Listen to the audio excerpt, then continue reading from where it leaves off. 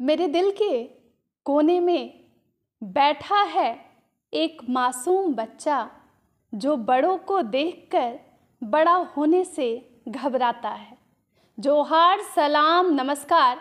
Live Indian guard से मैं मल्लिका और आज लाइव इंडियन गार्ड की टीम मौजूद है विनोद बिहारी कोयलांचल विश्वविद्यालय में। वैसे कोयलांचल की पल पल की तस्वीरें लाइव इंडियन गार्ड आपसे साझा करता है, लेकिन BBMKU एक ऐसा विश्वविद्यालय है जो अभी सेंटर ऑफ अट्रैक्शन में बना हुआ है, क्योंकि पीजी में लगातार नामांकन जो है वो प्रक्रिया चल रही है।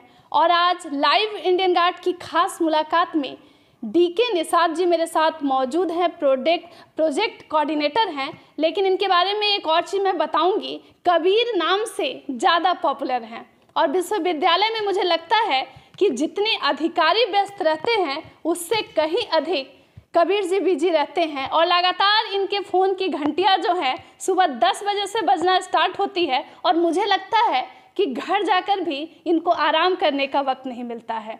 तो सबसे संजीदा विभाग को संभाल रहे हैं कबीर जी। आज जानूंगी कितने वर्षों से संभाल रहे हैं और अभी जो फिलहाल पीजी के नामांकन की प्रक्रिया चल रही है उस पर क्या कहना है और किन बच्चों को कैसे कैसे मौका मिल रहा है, सारी बातें होंगी। बहुत स्वागत है कबीर जी।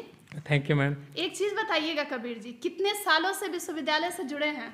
मैम लगभग हम यहाँ 3 साल से काम कर रहे हैं। 3 साल से? हाँ, लगभग 17 जुलाई 2020 को मेरे यहाँ ज्वाइनिंग हुआ था जी। उसके बाद से मैं यहाँ लगातार एज ए प्रोजेक्ट कोऑर्डिनेटर काम कर रहा हूँ। तो मतलब पहले भी किसी विश्वविद्यालय में ही सेवा दिए थे या कुछ जॉब वगैरह करते थे? नहीं, इससे पहले हम MIS का काम करते थे, मैनेजमेंट इन्फॉर्मेशन सिस्टम। जी। तो वहाँ पे हम पूरा जियो का जो डाटा होता है जी उसको मैनेज करते थे, रिलायंस जियो का 4G डाटा। जी। उसके बाद फिर यहाँ पे रूसा के थ्रू फिर एक इंटरव्यू हुआ, उसके पैनल के थ्रू यहाँ पर एडमिटेड है, यहाँ पे है। जी कबीर जी, एक बात बताइएगा, मैं जैसा बता रही थी आप हमेशा व्यस्त रहते हैं और विश्वविद्यालय का हर विभाग जो है, चाहे वो वहाँ जो काम कर रहे हैं कर्मचारी, चाहे टीचिंग हो, नॉन टीचिंग हो या कोई भी हो, आपसे लगातार जुड़े रहते हैं।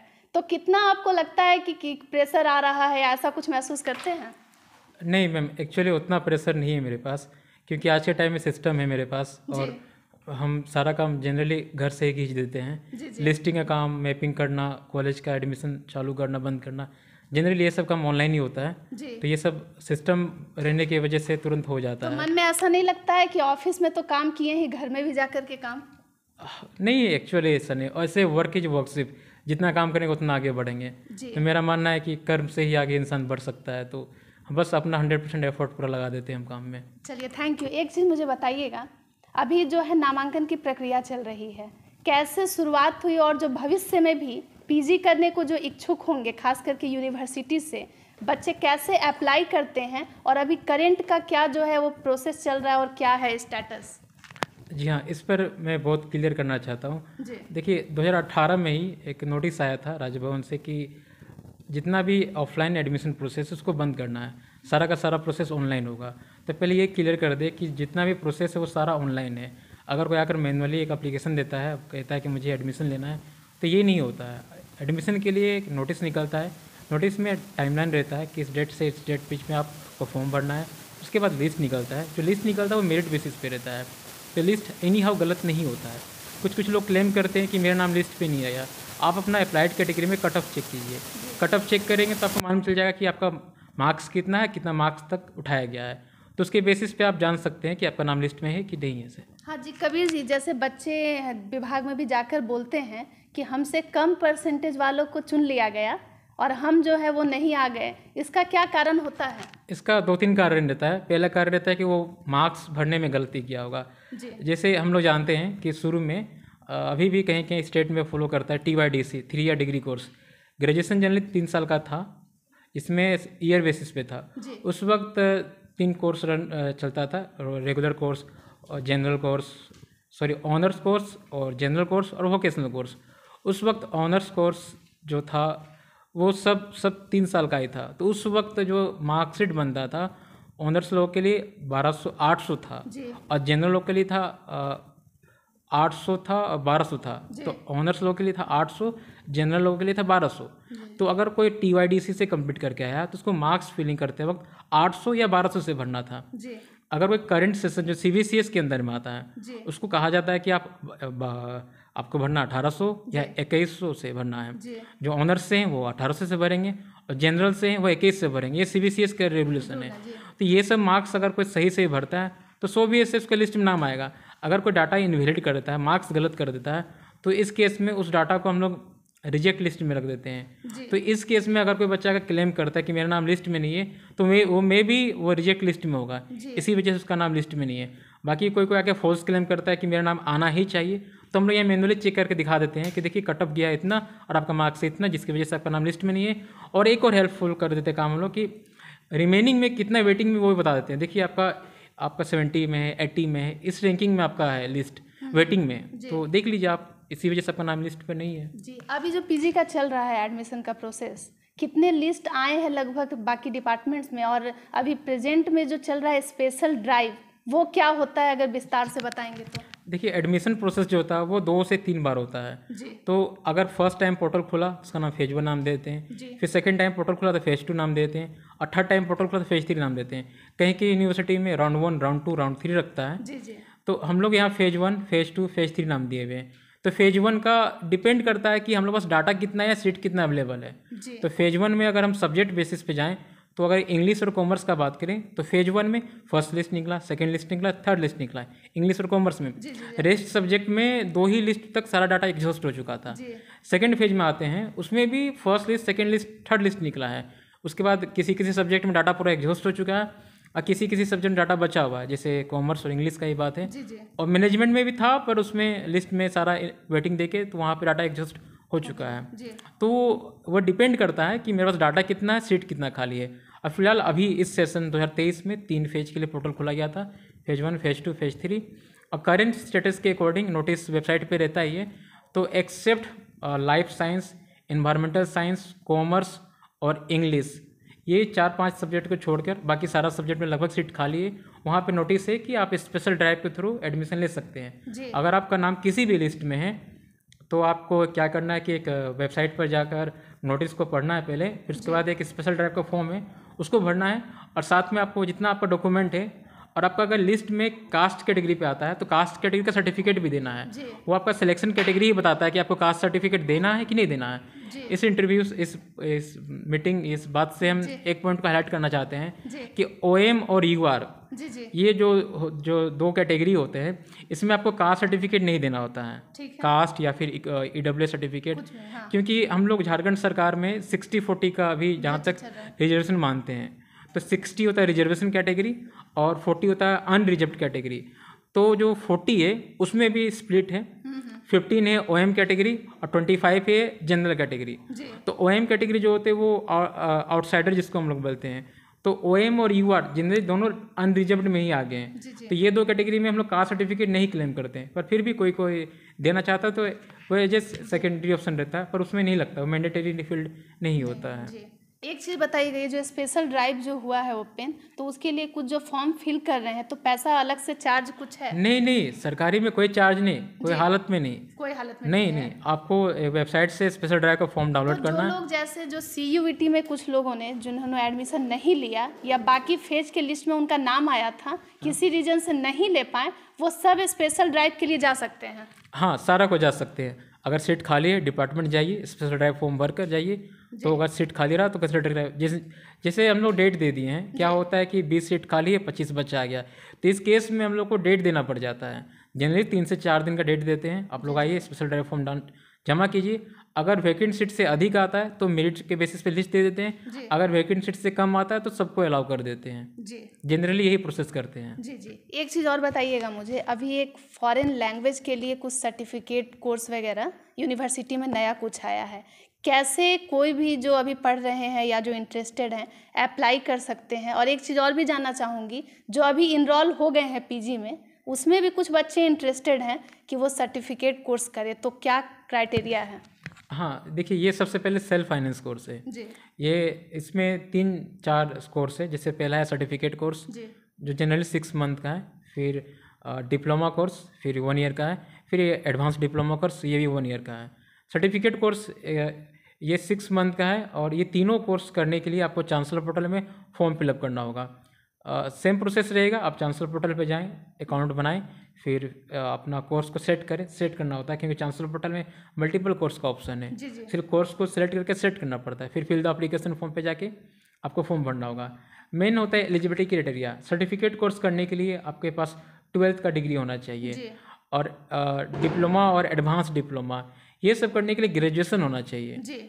ग्रेजुएशन प्लस सर्टिफिकेट जिस चीज़ में किए हुए हैं आप, वो होना चाहिए। तो अभी कोई अगर किसी डिग्री में अभी पढ़ रहा है, इनरोल्ड है, तो वो भी इसके लिए अप्लाई कर सकता है? हाँ, वो कर सकता है क्योंकि ये एक पैरेलल कोर्स है, ये सर्टिफिकेट कोर्स है। अगर कोई रेगुलर कोर्स कर रहा है, देखिए कोर्स तो अलग अलग होता है, रेगुलर कोर्स, वोकेशनल कोर्स और डिस्टेंस कोर्स, तो ये एक सर्टिफिकेट कोर्स है। तो अगर कोई भी रेगुलर कोर्स कर रहा है या वोकेशनल कोर्स कर रहा है या फिर कोई प्रोफेशनल कोर्स कर रहा होगा, जैसे LLM कोई कर रहा होगा या LLB कर रहा होगा, वो चाह रहा है कि नहीं हम इंटरेस्ट है, फ्रेंच करना चाहते हैं, जापानीज करना चाहते हैं, तो वो भी यहाँ पे कर सकते हैं चांसलर पोर्टल के थ्रू। ये ऑप्शंस अवेलेबल है। तो ये हो हाँ, ये पैरेलली कोई भी कर सकता है। तो ये जो 12 को जो सर्टिफिकेट कोर्स की आपने बात बताई है, तो उसके लिए माइग्रेशन और ये जो कुछ भी आता है, जो डॉक्यूमेंट फाइनल वाला होता है, वो सब कुछ लगने वाला है? नहीं, ये सर्टिफिकेट कोर्स है, ये पैरेलल कोर्स है। इसमें आपको ये ऐसा नहीं है कि आपको TC देना होगा, ऐसा नहीं है। और इसमें कोई ऐसा भी नहीं है कि आपका ट्यूशन फ़ी, ID कार्ड फ़ी, अलग अलग पार्टिकुलर्स फ़ी होगा, ऐसा तो जनरली नहीं होता है। हम लोग भी सर्टिफिकेट कोर्स किए हुए हैं। जैसे मेरा ही इंजीनियरिंग में हम CCNA किए हुए थे, सिस्को सर्टिफाइड नेटवर्क एक्सेस का कोर्स था, 6 मंथ का था। तो हम तो BTech के दौरान में ही किए थे। तो इसमें अगर कोई PG कर रहा हो तो वो भी कर सकता है। अगर कोई UG कर रहा है ग्रेजुएशन, तो वो भी parallelly certificate course foreign language में कर सकता है। एक चीज़ मुझे बताइएगा, आप लगभग 3 साल से जुड़े हुए हैं, एडमिशन सेल के राह में कौन कौन सी बाधा है और कौन कौन सी समस्याएं जनरली बच्चे ले करके आते रहते हैं आपके पास? जी हाँ, ये पॉइंट बहुत ज़्यादा ज़रूरी था। पहला बाधा ये है कि आप लोग जो फॉर्म फिलअप करवाते हैं, वो आप लोग साइबर कैफे को ब्लाइंड हैंड दे देते हैं, लीजिए आप फॉर्म को भर के सारा प्रोसेस खुद कर दीजिएगा। तो ये नहीं कीजिए क्योंकि फ़ोटो मिसमैच कर देता है वो लोग। रमेश का फ़ोटो डालना था तो सुरेश का कोई अपलोड कर देता है। ये सब जनरली केस हम लोग के पास आता है। फिलहाल करेक्शन तो हम लोग कर ही देते हैं क्योंकि हम लोग को करना ही होता है, ये सब प्रोसेस है। तो मेरा ये इंस्ट्रक्शन है कि फॉर्म फिलअप जो है वो खुद से करें। और जनरली अगर आप PG के लिए फॉर्म अप्लाई कर रहे हैं तो अपन मार्कशीट को देख कर ही मार्क्स भरें। बहुत सारा केस है मेरे पास जो ऑब्टेन नंबर को मार्क्स भर दिया जहाँ पे टोटल मार्क्स भरना था। तो आपको जो सेकंड लास्ट ऑप्शन जो होता है, जहाँ पर आपको अप्लाई डिटेल्स भरना पड़ता है, किसी चीज़ के लिए आप अप्लाई करना चाह रहे हैं, वहाँ पे थोड़ा ध्यान से भरना पड़ता है। एक चीज़ और बताइएगा कबीर जी, कई लोग जो हैं ग्रेजुएशन उनका कोई अलग सब्जेक्ट में होता है, लेकिन वो PG किसी और विषय में करने की इच्छा रखते हैं, तो विश्वविद्यालय में क्या ऑप्शन अवेलेबल है कि आप ग्रेजुएशन मान लीजिए फिजिक्स से हैं, तो क्या वो हिंदी में, मैथ्स में, कॉमर्स में कहीं भी जा सकते हैं? ऐसा किस किस विषय में ऑप्शन अवेलेबल है?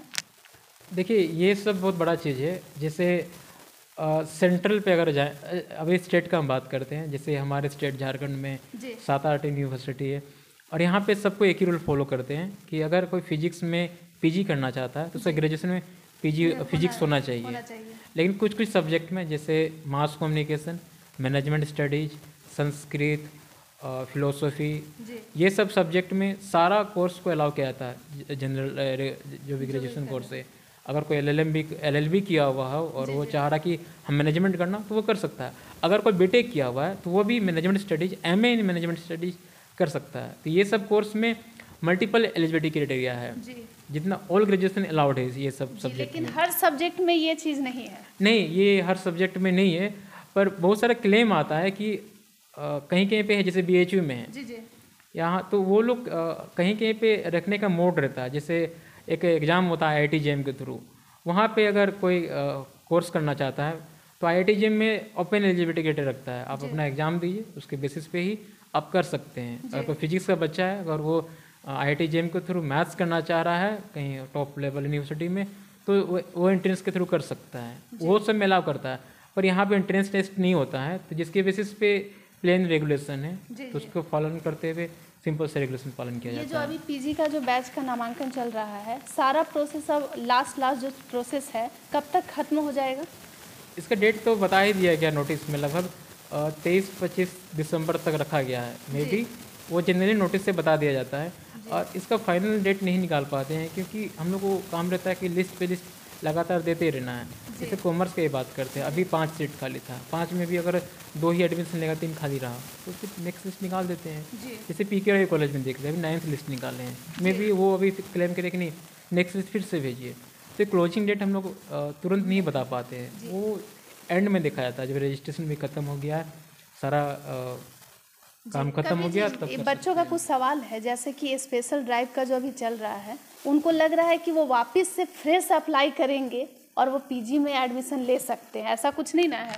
नहीं, ऐसा कुछ नहीं है। हम लोग तो काम रहता है नोटिस पे दिखाना सारा कुछ, तो हम लोग हर बार कहते हैं कि नोटिस को पढ़िए। नोटिस में ऐसा कुछ लिखा हुआ नहीं है कि आप लोग फ्रेश अप्लाई करना होगा चांसलर पोर्टल पे, ऐसा नहीं है। हम लोगों ने नोटिस पे लिखा है कि जिसका नाम अगर लिस्ट पे होगा और वो डॉक्यूमेंट वेरिफिकेशन मिस कर दिया है तो स्पेशल ड्राइव का फॉर्म भर के वो आ सकता है। ऐसा स्पेशल जो मतलब फ्रेश अप्लाई करते हैं, ऐसा कोई संभावना लग रहा है क्या कि किसी सब्जेक्ट में हो सकता है? ये सब नोटिस पे डिपेंड करता है जी, और ये सब बहुत पॉलिसी मैटर हो जाता है। ये सब के लिए टाइम लगता है कि किस सब्जेक्ट में खुलना चाहिए, खुलना नहीं चाहिए। तो फिलहाल अभी तो न्यूज़पेपर से जहाँ से मुझे पता चला कि SSLNT महिला कॉलेज और BSCT कॉलेज और RSP कॉलेज है, यहाँ पे स्टार्ट होगा 20-22 तारीख के बाद से। जी, एक चीज़ अंतिम सवाल है, वैसे तो हर इंसान का अपने जॉब से कई तरह की उम्मीदें होती है, विश्वविद्यालय में 3 साल का जो आपका अनुभव रहा, कैसा रहा? क्योंकि नया विश्वविद्यालय है, बहुत कुछ प्रॉब्लम है, बहुत चीज़ों में एडजस्ट भी करना पड़ रहा है, अपना एक्सपीरियंस बताइएगा। जी, हम यहाँ पे काम करते हुए तो मेरा मेन मकसद था कि हर बार सीखिए, तो हर बार हम DU BHU इसका सारा रूल्स रेगुलेशन को ध्यान में रख के ही काम करते हैं कि उस लेवल पे इसको हम लेकर जाएं।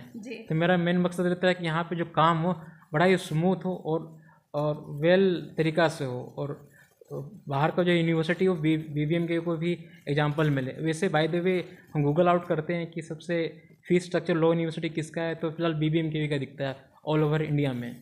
तो एक हम लोग इस पॉइंट पे हाईलाइटेड में रहते हैं कि हम लोग फीस स्ट्रक्चर बहुत ही मिनिमम है। तो कोई भी अगर किसी भी बैकग्राउंड से बिलोंग करता है और फिर उसके पास फाइनेंस का प्रॉब्लम है तो यहाँ से PG वो कर सकता है। अगर आप इग्नू से करने जाएंगे तो वहाँ फीस स्ट्रक्चर थोड़ा बहुत इससे ज़्यादा है। ये तो आप सुन रहे थे DK निषाद जी को, और वैसे तो कई लोगों को आज पहली बार मालूम होगा कि इनका नाम DK निषाद है। वैसे कबीर जी के नाम से काफ़ी पॉपुलर है विश्वविद्यालय में। मुझे लगता है कि इस वीडियो के बाद नामांकन में जो आपके लिए बाधा आ रही है वो कहीं ना कहीं ख़त्म हो जाएगा, और जो सवाल आपके मन में अभी भी आएंगे वो आप कमेंट सेक्शन में ज़रूर पूछिएगा। लाइव इंडियन गार्ड की कोशिश रहेगी कि सारे बच्चे जो कोई भी विश्वविद्यालय से जुड़ रहे हैं उनके रास्ते में कोई रुकावट ना आए। अन्य अपडेट के लिए बने रहें लाइव इंडियन गार्ड के साथ।